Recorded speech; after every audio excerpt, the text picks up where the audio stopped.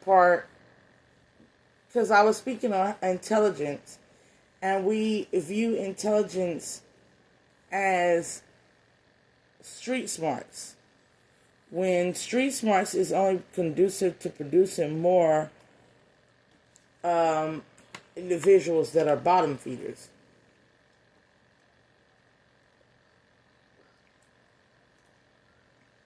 And individuals that are in the lower vibration of survivalism. It's only smart to know how to survive when you're in the wilderness. But when you're in society, there should be no surviving. Because you have a government, you have a system set up. And if you have a system set up, it should be conducive to everybody in the environment. So jumping into the Taurus energy here, we're talking about the spark. 3 to 4 months, something is going to enlighten the world. Or light up the world, is what I'm hearing. From above, view from above, getting the big picture. Now, the big picture here is about the path and how we tread along this narrow pathway thoughtfully. We're going into a time where the decisions you make will be conducive to the overall fabric of existence in Taurus energy. Taurus ruling the consumption and the internalized engine, the soul.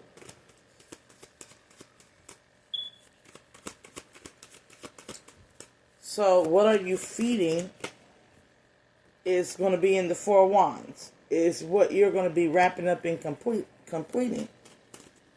And either you fed your healing process, the Ace of Cups, which is the clarity of the love of God, or you didn't. And you poured yourself out completely. You're depleted. You're starving. If you're starving, you're going to have to learn how to cultivate. Ace of Discs. You're going to have to learn how to seed. How to get out of your starvation. Like I said, street smarts is not learning about how to seed. It's learning how to take and not give. And move for selfish desire. Because in the streets, in the ghettos, in the hoods, when we wake up in the morning and we go outside the house, we're immediately moving to reject, eject, and possibly project. That's why it's called a project. Because we're projecting. It's all negativity. Oh, they're walking down. What they're walking down here for? You know, who that? Who on my block? Who repping my set? This and that and the third. What they wearing? What they about? They think they better than somebody. Ooh, look at him. Look at her. I wonder how much they got. Wonder how much they making. I wonder what they getting into. I wonder if I can get a piece of it. You know, that's all projection. Just watching and looking at other people as opportunity. And that's not seeding.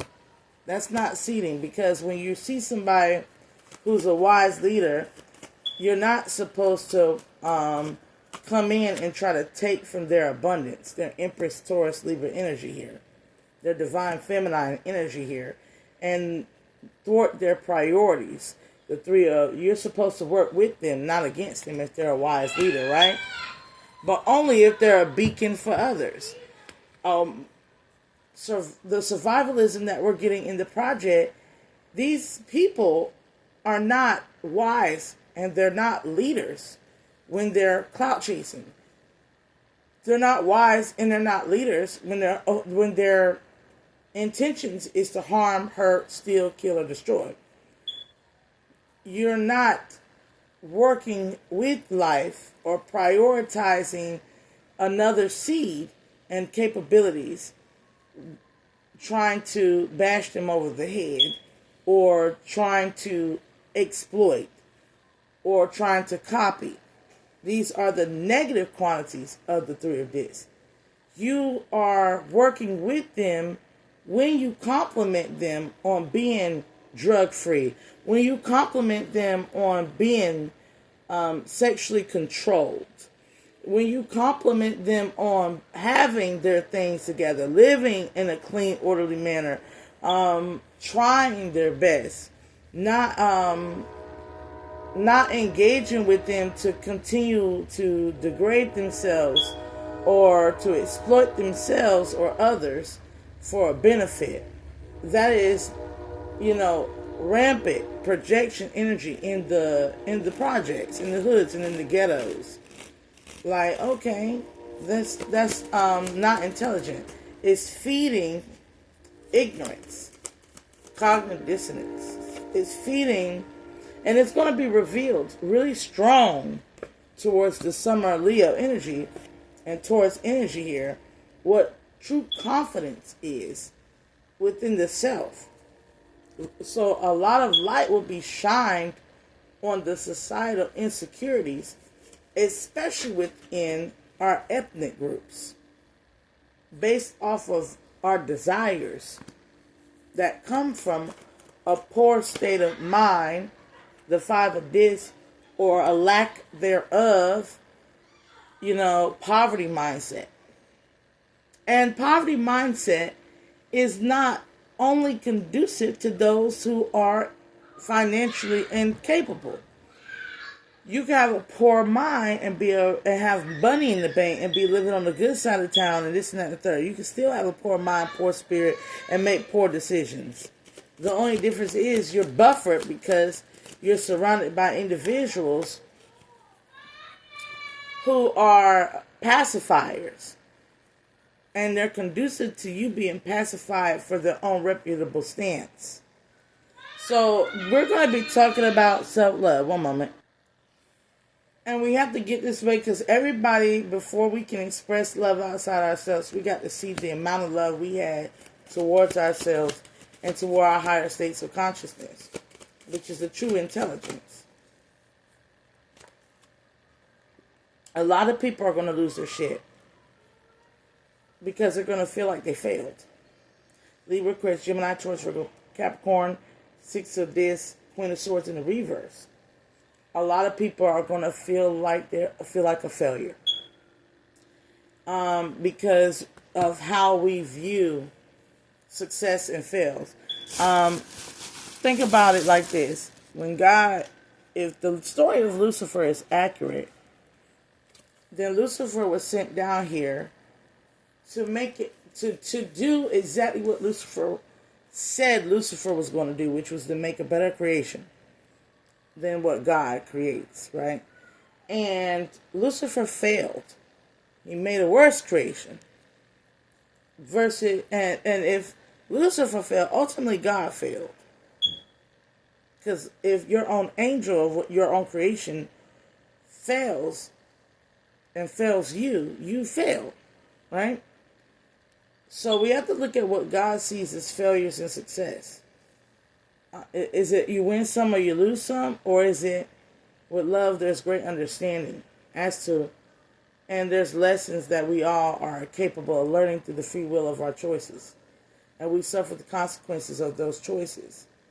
And God knows how to take a consequence of God's own decisions. A lot of people don't look at the divine as a being that self-reflects and sees like, maybe I did that wrong. Maybe I could change and make it better. What can I do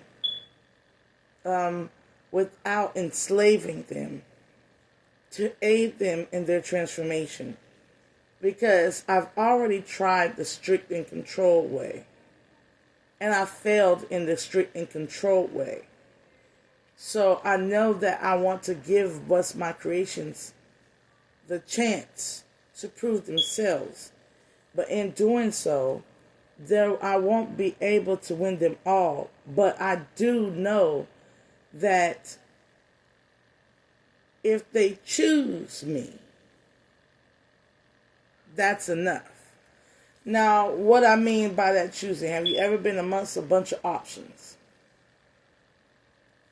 And you know you're good. And you know deep down inside you will do your best. And you will love your strongest. But because you didn't fit a certain body standard, because you didn't have the right dialect or the right skin tone, or you have an opinion that's stronger or weaker, or your phenotypical structure is not the type of visage of beauty, or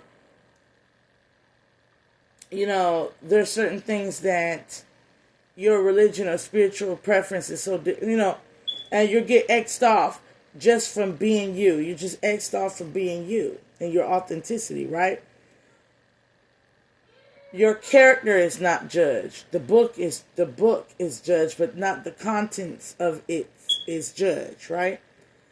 And God, the divine source, wants you to judge the contents of the divine source.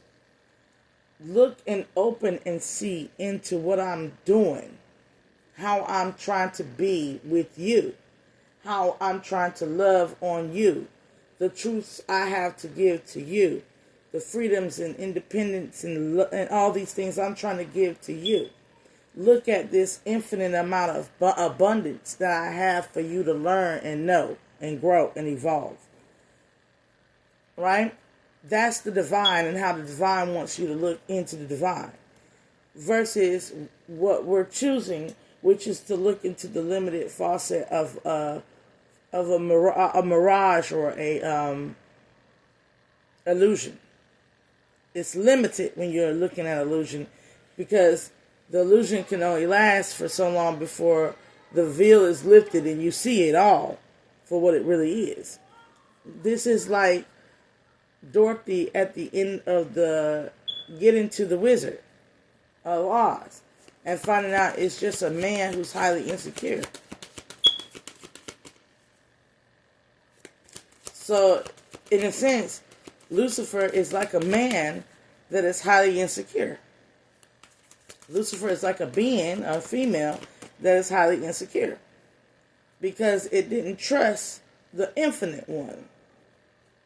It looked at its infinite of ultimate continuation of evolving and growing as a flaw. And thought that it could rev it up, jack it up, and put a cap on it, and it would be all right. So we're going to be looking into capitalism as well. The capitalistic ploy of making things with quality versus making things with quantity. That's where we're heading. Because what good is it to be greedy over something that lacks quality? But you got a lot of it. And it's just constantly breaking and becoming trash. Versus having things that are of quality. One strong thing of quality. You don't have to ever be greedy. You got something that's infinitely lasting structure. I remember my grandma used to have this TV. This TV lasted from the 1940s all the way up until about 2010. like, TV was the shit. It had that button on it. Boop, boop, boop, boop, boop, boop. And you would have to get that tool. And you would have to turn it, because it got to the point where the metal strips on it, and the handle, the little turn button comes off. But that TV lasts 50 years and was a family heirloom. And if we had kept it, God knows how much I would have got off that TV. Right? Like, one item lasted 50 years. One house lasted 100 years. I do not need another home. I do not need another structure. I do not need another TV. I got the greatest of the great. Right? Quality. Is your life quality, or is it hoarding in quantity? Taurus season will be what the quality of what you consume. the quality of what you partake in, the quality of the people around you, the quality of what's within you. Is it something that stands the test of time, or is it something that will have to be broken down and constantly be rebuilt? The idea. Now, the idea can be good or bad, but the idea doesn't necessarily have to be evil. This is a bad, evil idea. I'm going to go stick my thing in the well to see how the inner side of a whale's mouth feel. Why is it bad? Because that's a whale. And that's your ding ding. Right? Like, you stick it in there and if you want, and you might not have one when you come back. Right? But at the same time, it's evil because the whale did not consent to being sexually abused. Right? Bad idea, evil idea. Versus, I wonder how my thing feel in the pineapple.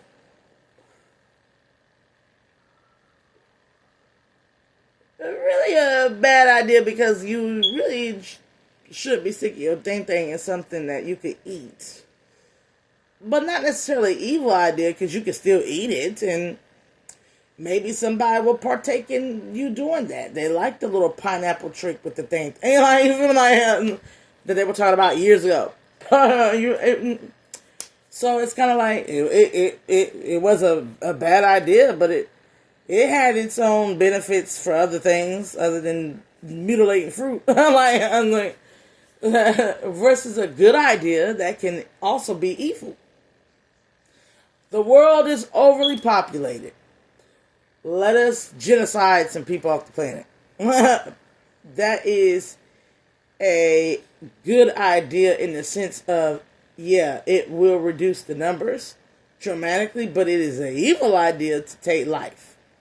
You understand? So we're going to be talking about those blurred lines too. How can we do that where it is not bad and not evil, and it's a good, pure intent that works, is where we're going into.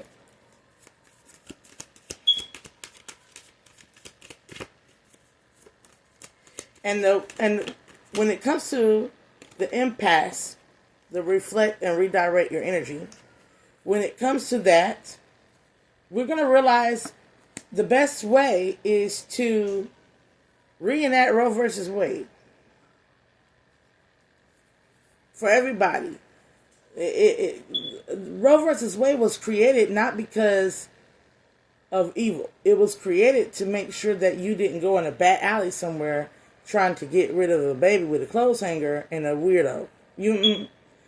That you had a specialist with proper hygiene equipment that could help you with. And it is good for people who might die and the child die. It's good for people who might have incest or been SA'd. It's okay. It's not an inherently evil idea.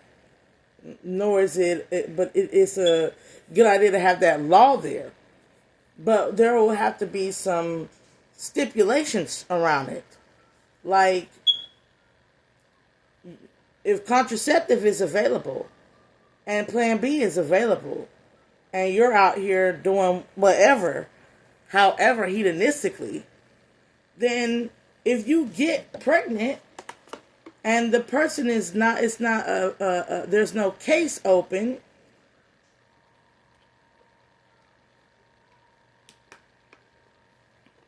and you're healthy, you should be made to carry that baby. But we want freedom and bodily autonomy, right? Well, freedom and bodily autonomy also comes with self-control and self-care. So you're going to have inner core morality. You're going to have to instill the nature of abstaining and celibacy back into the economy in order to and teach sex ed in the context of there are diseases and things that and teach these young men about impregnating women, the risks that comes with these things. It's more like men are going to have to learn about not only their own bodies, but about women's bodies and what we go through. Sexual education will have to be implemented, but it will have to be implemented in a way where you're aware of what your actions can do to somebody else as well as what they can do to yourself. And then there has to be these options that have to be readily available, to reduce, disease and this and that and the third. But if you choose to ignore those options, you bear and suffer the consequences. And here is the thing that is the blurred line. It's just like me. I was an SA victim. And I never told anybody who, and he could have went and did that to many other girls. I had to live with the fact that I could have prevented a rapist on the streets had I had spoke up and said something about it. But because of who he was, I was scared.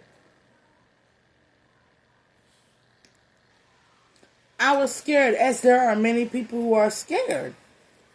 And what we have to realize is there's two components to this. The people who protect these type of people, I'm pretty sure I'm not the only one that know this person was that way. And he was protected. And that is what produced the fear in the individual, the victim, that did not go and tell it. There are men that feel like me. There are women that feel like me. There are teenagers that felt like me. And we all have that thought in the back of our head. We didn't say anything. And there could be more victims because we didn't say anything. So now it's going to be about screaming the truth and not being afraid at no turn of action. No matter, so this is the divine helping us scream the truth at the top of our lungs and not be combated for the truth, because we were journeying in the moonlight. We were under the illusion of secrets. We have too many secrets, and now we have to surrender those secrets, surrendering the journey. Journey by moonlight, surrendering to the journey. Meaning the journey in the journey, we need to surrender the moonlight, the illusionary energy, and release the fear, which is the control, and start to believe in the magic of the truth and how the truth truly will set you free. And what this is the journey of freedom, which is the true abundant nature of all things in creation. Free is infinite and abundant. It should have no restrictions and control, but it does not mean that free will not have an aspect of independence. We're going into the slow moving energy of the Nine of Discs. Conquering things. When we're going towards getting something, it doesn't mean that we're entitled to have it.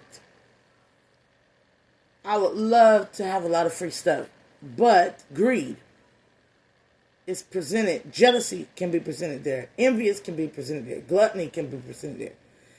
Fast food will be challenged in Taurus season. How it affects livelihood of everybody and creates sickness, sorrow, and disease and death in everybody at the same time. Quality, quantity, fast food. How it's breaking down, it's the standards that are broke down. Just because you can go and get it, you still have to have standards. It's like just because you can go and have, you could go and eat 3 hamburgers today, doesn't necessarily mean you need to. Just because you have the money to blow doesn't necessarily mean you need to. Your abundance comes with your Savior. Infinite abundance. Hence why we call it the Messiah or the messenger or the Savior.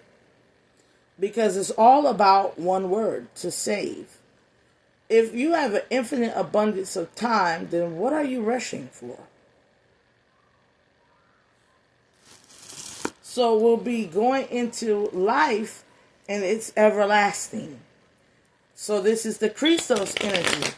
So what we're going into in Taurus season will be the battle of what we call the anti-Christos, the anti-free independent energy, and which is anti-life, anti-Christ, and Christos Sophia, which is wise wisdom cultivated over a long period of freedom and independence, a wise life, being a wise soul. And that's going to require endings and new beginnings and rebirth, Scorpionic energy here. So the signs that will be heavily affected, as we can already see, will be Leo and will be Scorpio and will be Taurus. We have the Emperor here and the Prince of Swords. So we have Aries, Scorpio, Libra, Aquarius, Gemini. This is going to affect justice system, the judicial system, balance, fair, which is healthy. People go, fair means, no, it does not mean light or dark. Y'all stop using that connotation because you read it in the Bible and thought it meant white folk. It don't mean, fair does not mean white. Fair meant healthy, abundant looking in nature. You know a fair person when you see him. They just look so enigmatic, and they exude a presence that you know they're a healthy soul to be around. That's what we're dealing with. Are you going to be a healthy soul to be around? Fair, justice, Libra, Ma'at, balance. And Gemini, fair is in the love sector. Do you love fairly? 69, yin and yang. Are you looking for somebody that compliments you and is giving you quality love? Are you looking for something that is you and just is agreeable and you're not learning nothing? Like, you don't even care about the mystery of a person. And on top of that, you're trying to enslave the you outside of you to you. Is that fair to have a mindset that love is submissive when love should be first and foremost free?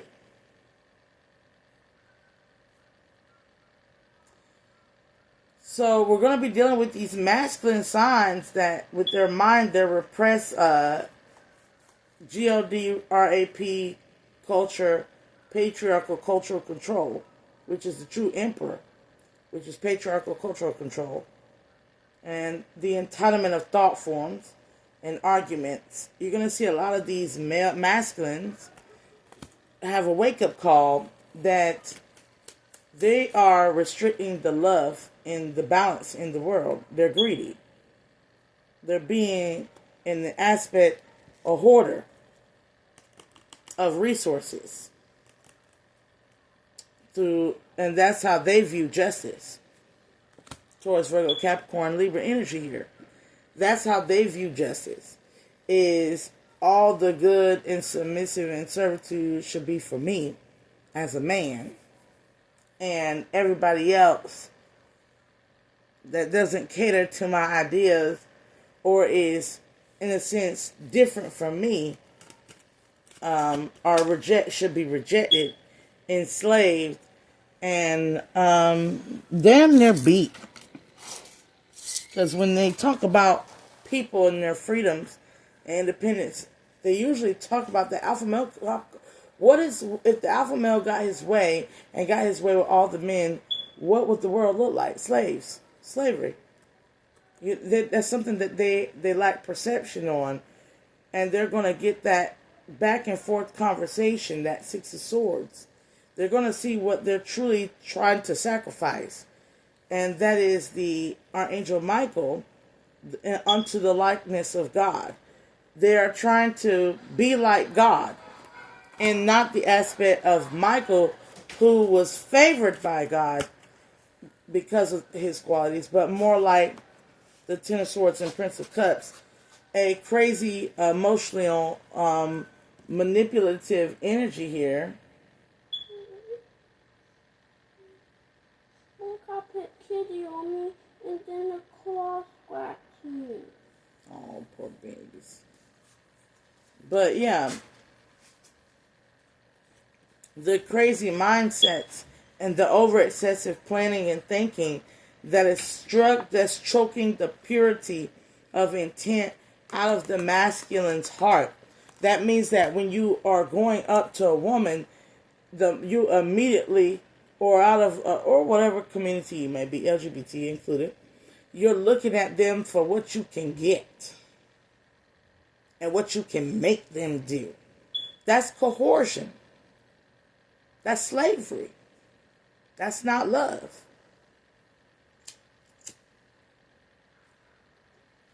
And there's many people, male and female, functioning in this terrible tyrannical energy when it comes to love. But you were created and allowed to be by the divine. And the divine is not forcing you to submit. The divine is letting you reap your consequences to your actions. So why should I tell somebody, I'm not going to shame you for sleeping around with several people. I'm just going to warn you. There's STDs and AIDS out here. And babies are expensive, baby. And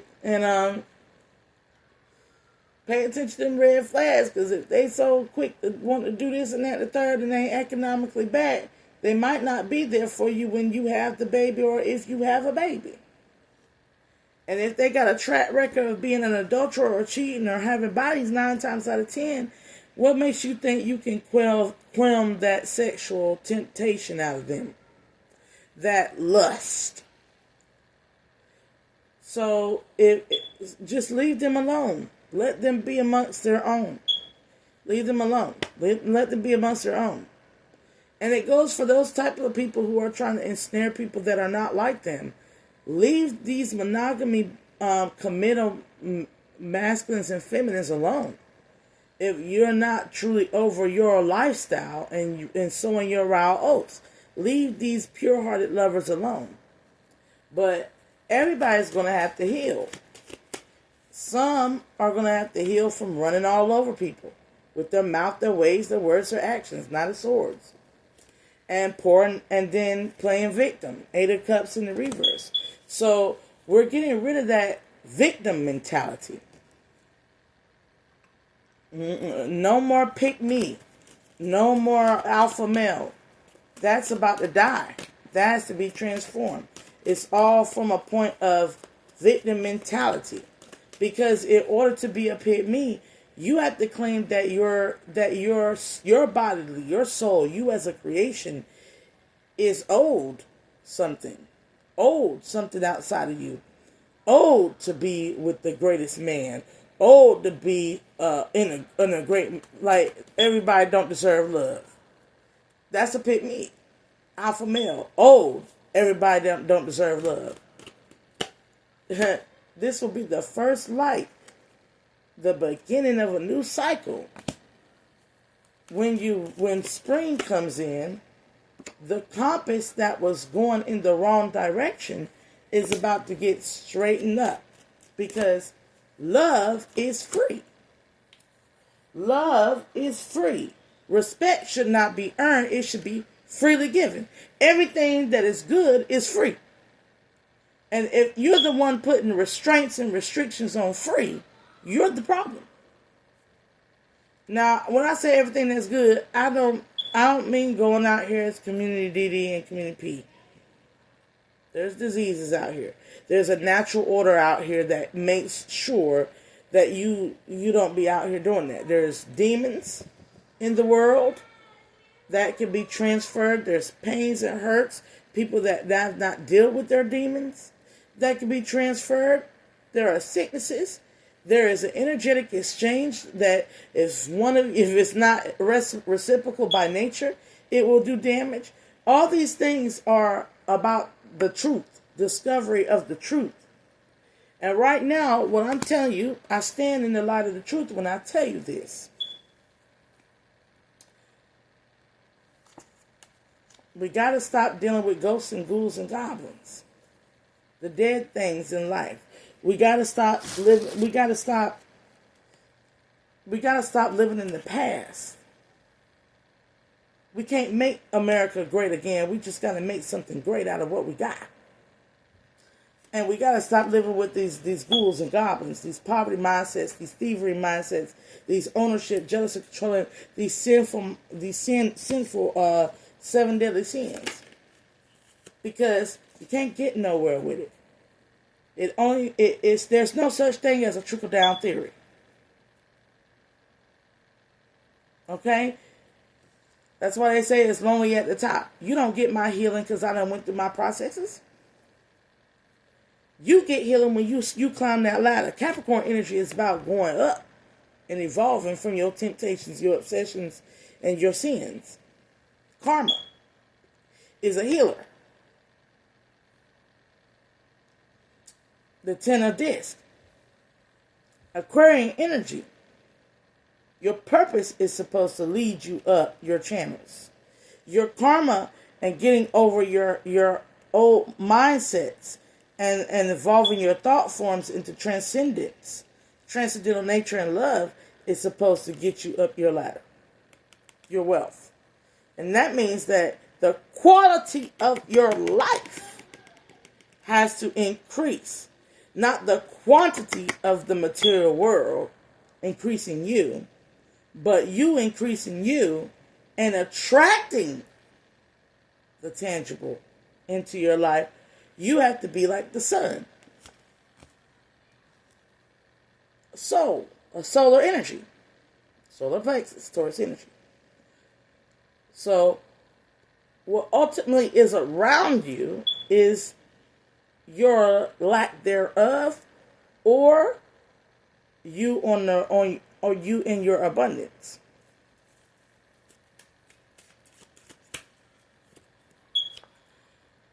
And unapologetically so.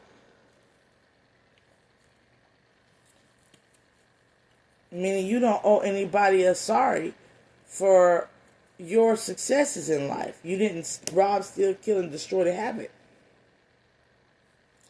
I'm going to leave that message right there because I know that I have to do a Taurus part 3. And we're right now at 37 minutes. And I'm going to let this message marinate.